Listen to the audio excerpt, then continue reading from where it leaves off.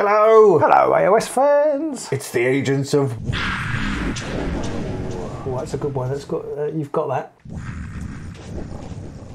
So, at Adepticon last night, Games Workshop did their big preview and they revealed loads of stuff. And of course, the stuff we're most interested in is the Underworld stuff. And we got a new season. We did, yeah. It does feel like new seasons come around almost as regularly as actual seasons. yeah, not far off, to be honest, because it's every 6 months now that they bring them out. Which I have reservations about, but we've talked about that before, so we'll gloss over that. This one's called Wyrdhollow, and it had like a bit of a yin and yang feeling on the warbands, I think, for people. It did, yeah. For people. So we've got a Siege warband, woo, and a Stormcast warband. I actually quite like this Stormcast warband, and if we hadn't had about 1 million beforehand, I think we'd think it was quite good. Yeah, that is true. They're Stormcast Mark II, aren't they? They're 3 Stormcast Castry-likes. Stormsire, sorry, yes, yeah, the Curse Breakers.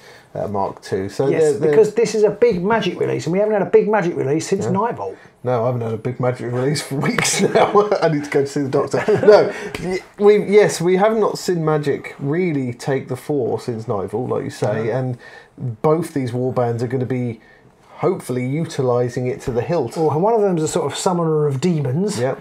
And the other one's a siege summoner. No, one of them is a summoner of demons, and the other one is I don't actually. My lore of this Stormcast has gone completely. Yeah. But he's they're called like the Knights Arcanum or something. They're basically Magic Knights. That's what they want to call them. Magic Knights. I haven't had a Magic Knight for a very long time. And it is Domitan's Storm Coven. No, Storm Coven. Very close, isn't it? And Ethelium. Will they deliver? That's what we want to know. Yeah, I like it. Will it be within 30 minutes?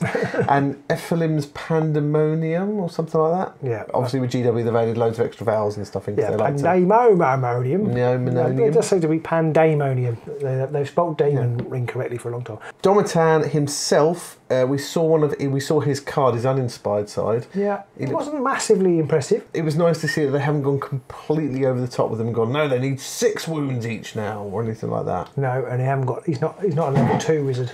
No. From the box. Was Stormsire level 2 from the box? I think he was. I think he was, yeah. I mean, his attack is range 2. It's your standard range 2 damage, 2 hammers attack. Yeah, exactly. And then his magic attack is 1 damage, only 2 lightning. So it's not 2 lightning. That's pretty low. He's got 1 shield. Interestingly, it's 2 lightnings. It's not his caster level, it's 2 lightnings. So it's not most of the time that's keyed off of your casting level. Isn't it? So it is slightly better than your average attack for a 1 wizard.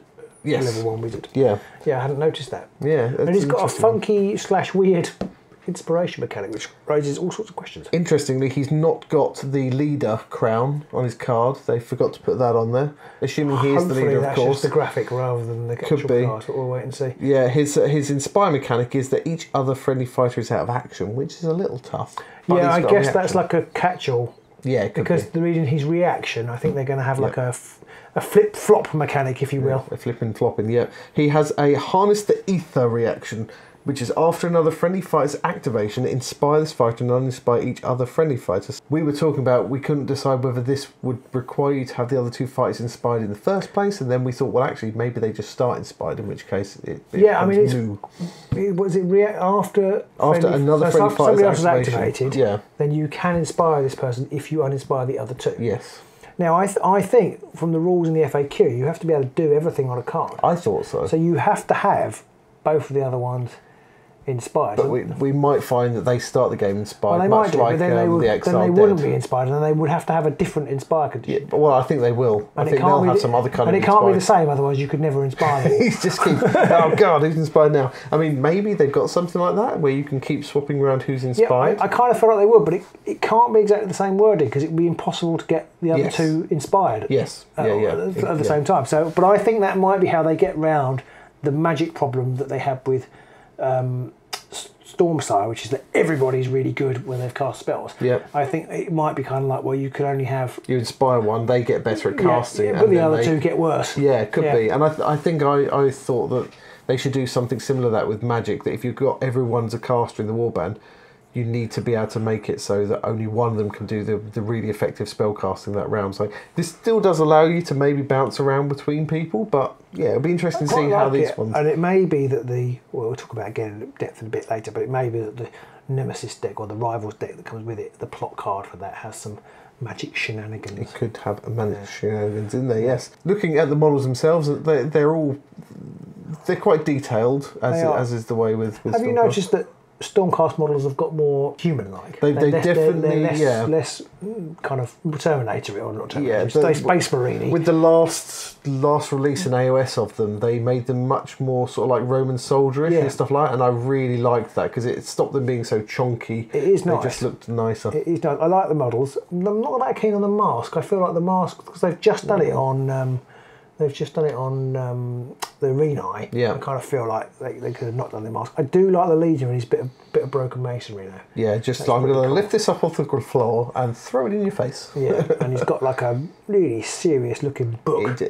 attached to a pole there. The only problem I have with him is the fact that his face reminds me of, was it TikTok from Return to the Wizard of Oz? It does a little bit now you say that. He's got like brassy with the moustache thing. Return to Oz, yes. Yeah, Return to Oz, that's it. It kind of reminds me a bit of that, which I'm not sure if I can take seriously or not, but I do like the style of the armour that they've got going. Yeah, I'm looking forward to trying to paint those. Now, I feel a bit bad moaning about the Ethelium's Pandemonium, having wanted to see new Siege Warband for a really long time. I think we all have, though, to be fair. I really like Ethelium himself. Yeah. And I do like the models. They're very, very I just don't really like the warband. They're very zinch, very chaotic. There's things in there that's all arms and legs. I do quite like the breakdancing Zangor, though, whatever that is. I don't know what that's going on. It's pretty cool. The angle's a bit weird on the picture. Yeah. Because I'm trying to work out... It reminds me of Sebulba, who had the big long front legs in the pod racing. Yes. So he kind of reminds me a little bit of Sebulba. He's got like tiny legs and long arms. So I do like the warband. I suppose I'm quite a traditional guy, really, and they're just a bit too far out for me. You're very vanilla when it comes to your Zinch. I'm very missionary. I just think, I like the fact that one of them is like a Zinch symbol, but it's like this living Zinch symbol thing. But the other thing I like about them is that you could just go absolutely mental with those, and I'm expecting to see some insane paint jobs with that. Yeah, and probably some good conversions as well. Yeah. If you can do literally anything with them, you can replace those with anything. This box is probably going to be sought after by modelers, isn't it, for stealing bits of interesting stuff. And the main model for Ethelium itself is, it's a fantastic model. I like that feather. Yeah, I mean, trying to paint that though would terrify me because it's got so much almost blank canvas that you could do things on, like the robes and stuff like that. Yeah, it's scary. Paint in blue. Job done. Job done. Yeah. Now, looking at the card for Ethelium, interestingly, Ethelium the Unknowable does have the leader symbol on it. Okay, so it's probably a mistake on the other one. So it could be a mistake on the other one. Do you think he's ghosting Vortimus's calls? I think so, yeah. Because he's basically better in every way. Pretty much, I think, yeah. I mean, 3 move, 2 dodge, 4 wounds. Vortimus might have moved 4. I can't remember. Possibly, but I don't think he started with 2 dodge. I think you had to inspire to get to 2 dodge. Yeah. And his weapon attack is just rude. Yeah, so the main weapons, it's just standard 2 hammer, 2 damage, 2 range attack. Yeah, which I think Vortimus might have had. Yeah. But then his spell attack does 2 damage.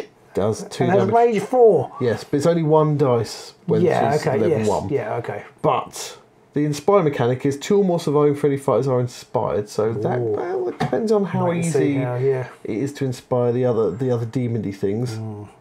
But she does have the power leech. I keep saying she, but who can tell with these things, whether it's a he, she, it, or them.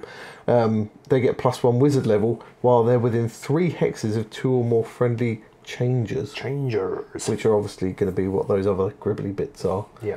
There must be a raise mechanic for these guys. I can't see there not being some kind of raise or summon mechanic. Yeah, quite possibly. Well, she is a summoner, or he is a summoner. Exactly. So I feel like, yes, you're probably right. How could it not? Could be interesting for shenanigans. In the backfield and what have you. We did get to see some of the cards for Ethelium, which is... I don't know how I feel about this, because sometimes it's nice to see the cards, but sometimes you see some and you immediately think, never going to take that. Brilliant. Thanks for showing me a card I'm never going to pick up. 9 fates. 9 fates. So score this in an end phase if the value of the objective your warband holds adds up to 9 precisely. So 4 and 5 or whatever other combination comes to 9. There's not actually probably that many. There's not many combinations that come to 9. So you could have obviously 4 and 5 or 3, 1 and 5. You'd have to have 1, 2, 3 and 4. Yeah. So that's like you've only got 3 combinations of objectives. 1, 2, 3 and 4 seems quite tricky. That does seem quite tricky. A few more if you were playing in multiple game. on objective 9. I win. It's 2 glory. It needs to be 3. It needs to be at least 3. It needs to be 3 because it's like hard supremacy. Yeah, especially because you have to have the specific. They only need 2, but you have to have the specific one. Yeah, 4 and 5. I mean, I guess, and it's not a surge either. So you've got to sprint for it and hope you're alive at the end. So it's tricky.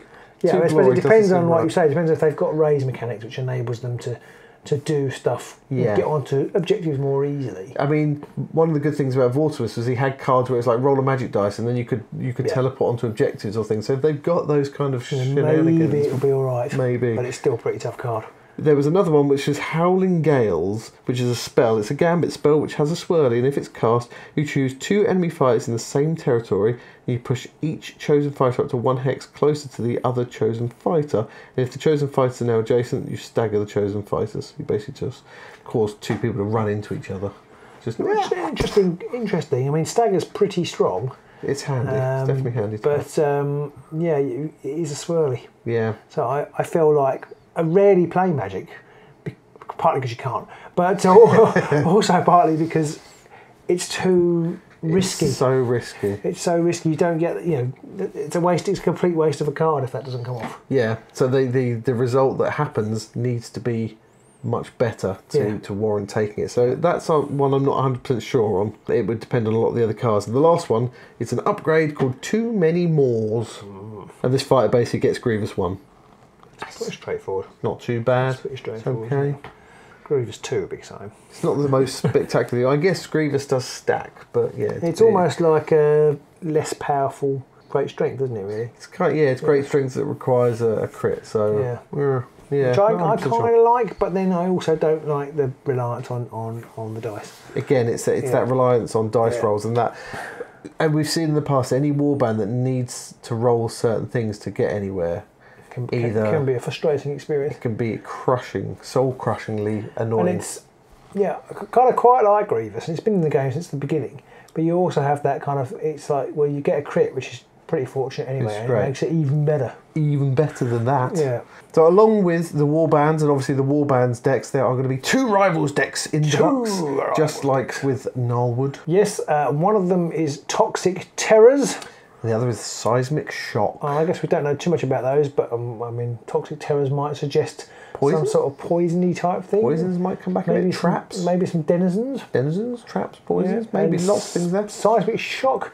Will we see the return of Earthquake? No, sure we won't. But could be some pushing around of objectives, which would help you with that scoring objectives 4 and 5. Could be lots of objective flipping and pushing of people. But of course, we might see a whole new objective flipping mechanic because we are going to see some new keywords. Not sure how I feel about that. Do we need more?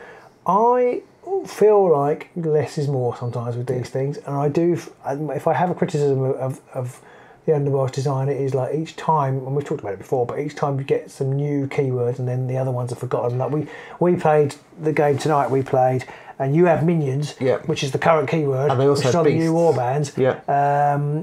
And I didn't because it was an old warband. I didn't have it, and you made you much better. It just helped me so much more. And then you've got things like Hunters, and Quarry. They just went, and then there was Hunger, and that just went, and there's all sorts of things. Yeah, so it's a little bit frustrating. But anyway, there's going to be Stun, Barge, Hex, and Salvage. Yep.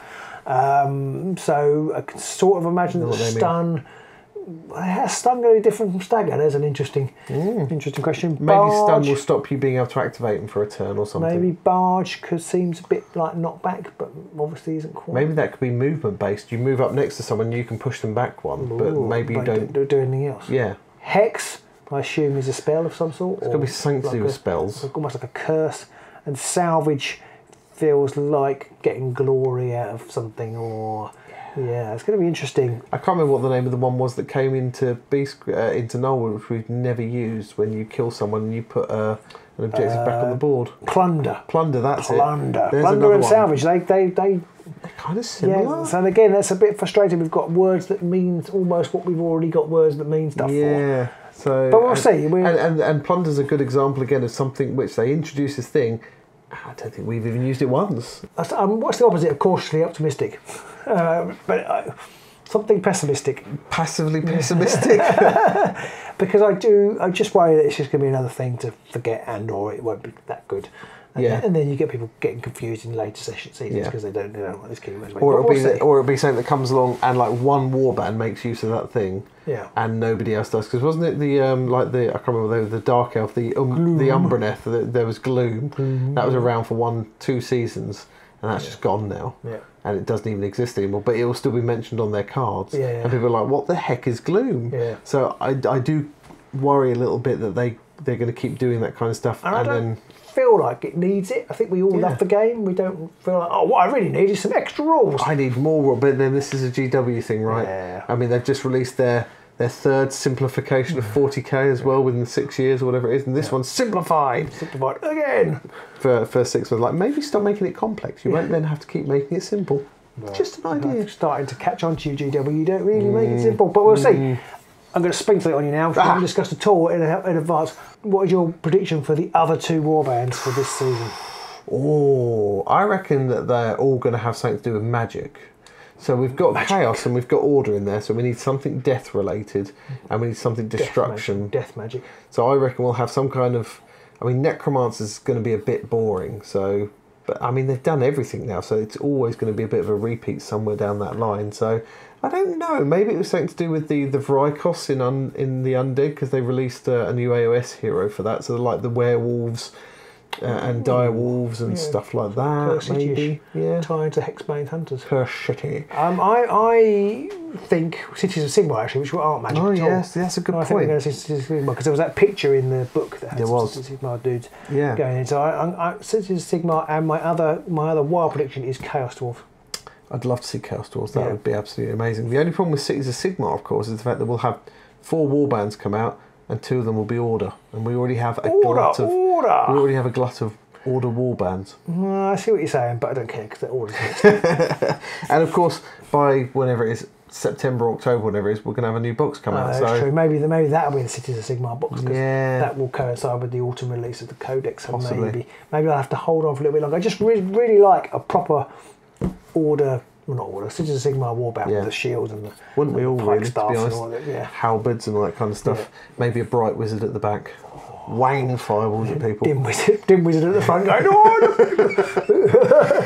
So there we go. That is the Wyrdhollow. I'm not sure about the name. Wyrdhollow doesn't quite trip off the tongue the same as Gnarlwood. No, can't think of any immediately snack-based related changes. I'll have to think about that one. One thing I did notice is the magic dice are like, is it magic dice or defense dice? One of them is like bright red.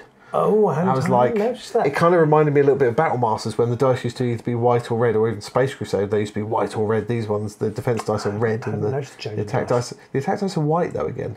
It's like, come on, give us something different. And all the magic dice always seem to be like a greeny blue. Do feel like we do have Planet Destruction's worth of dice. Do we need more dice? We've talked about that before, but that is a bit frustrating. I didn't see in the picture any kind of new tokens or any new sort of like board symbols or anything that I thought, what's that? Not on first look anyway, but that doesn't mean that there isn't. I have not looked in depth. I've had a ridiculously busy day. So that was our rather rambling overview of Wyrdhollow. Let us know in the comments below who you think the last 2 warbands will be. Yep. Do you agree with Pete and I think Pete's more likely to be right than me? Or do you have other wild suggestions and things you'd like to see? Let us know. Speculation is always fun. Don't forget to like, subscribe, ring that bell so you get all notifications, and we'll see you soon. Yeah, we've probably only got 3 or 4 weeks left in the Gnarlwood, and then we'll do magic stuff. Go do magic stuff in the Wyrdhollow. Wyrdhollow. So we'll see you soon.